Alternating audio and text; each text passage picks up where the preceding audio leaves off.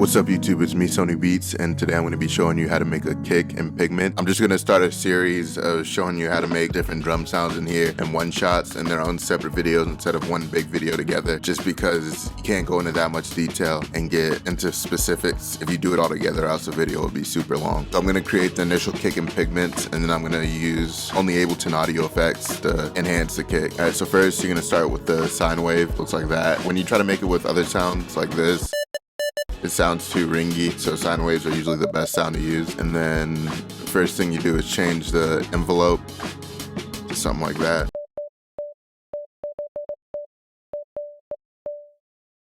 I like to click this too, so you don't have to hold it, you can just hit it. When you click this, it goes through the whole envelope. Then you take it down some semitones, help it get deeper. It sounds more like a kick. I like to go to function and draw something like this. Go to hertz, click 1, so it only does the loop once. And then you can tie this to the chorus. I like to just mess around, like you can see what it sounds like if it's going from high to low or low to high. So that kind of sounds like a laser, so you probably want to do it in the opposite direction. Bring this up.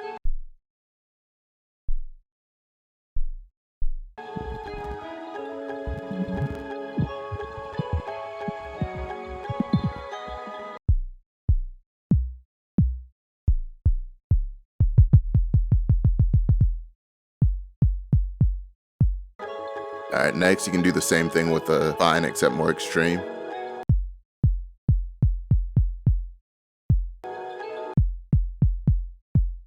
You can try it the other way, see what that sounds like.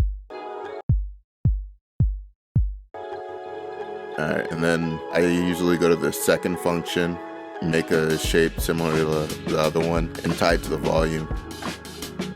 So it'll go from loud to low.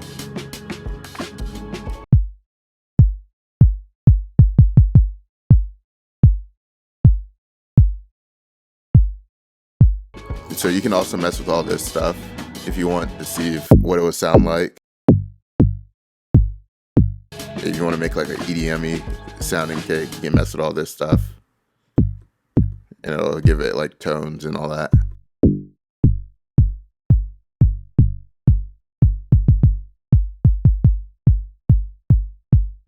Alright, next you can go to the FX, start with distortion.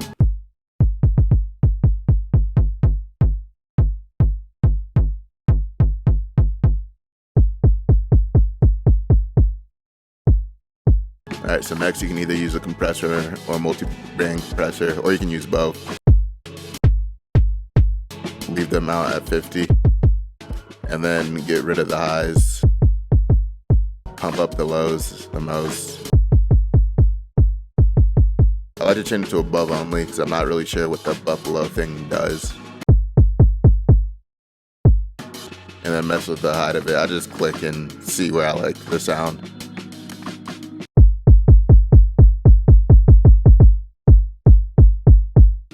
And you can add another compressor if you want.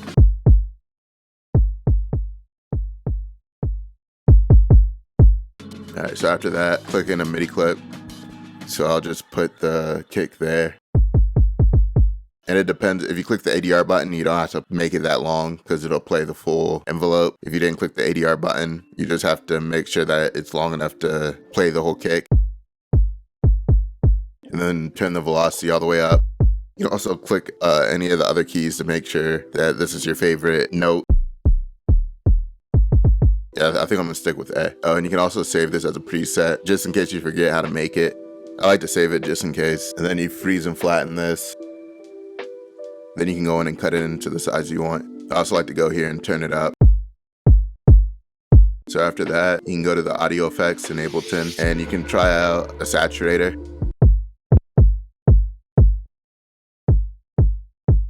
I usually just try one of these two. Sometimes a mid-range fattener can be good too. I usually go with a bit warmer or warm up the lows. And I just turn the soft clip on just in case. And I also like to go in any of the kits I bought, Like the Count makes really good kicks, and you can just grab a kick so you can compare the shape. They look kind of somewhat similar. And then you can go back to the audio effects. I like to use drum bus, and I just start with turning that off. Already let's turn this off for now. So you can try all these different drive clippers. I think this is just a clipper right here. So you can try medium, soft, or hard to see which one you like.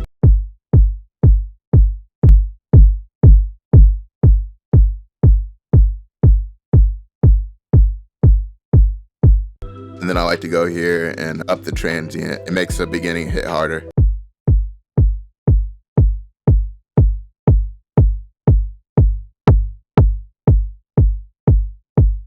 I guess this way it takes away from the transient.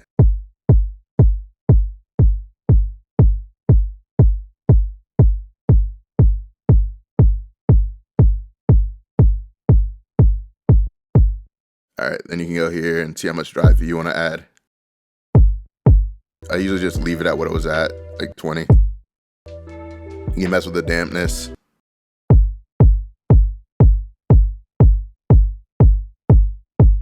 You can add a crunch if you want. I usually don't like adding that much crunch, honestly. Once you add the transient, it usually sounds good enough. And then if you want it to sound more 808 like, you can add boom. That's how you can turn it into 808, just turn this all the way up. I think it's good like this. And this right here, it just brings it to the nearest frequency, I think. So it says G0, so I click that, it just went to the frequency, changed to G. Go to the you can also listen like this. Go through the different frequencies. After that, you can grab an EQ and try to get rid of some stuff. Like there's a little clicky noise in here somewhere. It's kind of annoying. So you can hit this headphone and look for it. Yes, I'm just gonna cut all that low in because it's somewhere down there. Yeah, I don't think I even need this anymore. Then you can freeze it again so it'll be saved to the audio file. And then you have a kick, and you can see that it looks pretty similar to this one. All right, so now you have your completed kick, and you can compare it to this one. This one's a deeper kick. This one has more high end. Personally, I like this kick better, but this is a good starting point for making kicks. And then you can change it later on. Like I could probably just pitch this down and it'll sound more like the kick below. Yeah, let's compare it to this one again.